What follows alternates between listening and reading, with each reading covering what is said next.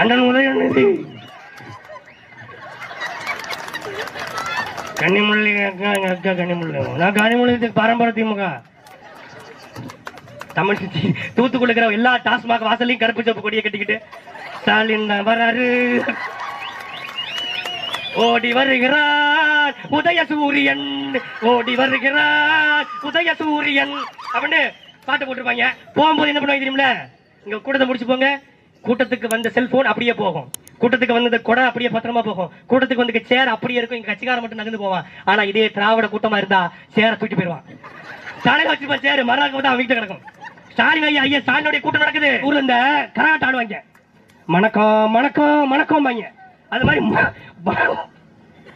வணக்கம் வாயில வரல, உன் வாயில வசம்ப வச்சு தேக்க வணக்கம் விடாது. வணக்கம் வணக்கம் கொஞ்சம் இது ஞானப்பால் யானைப்பால்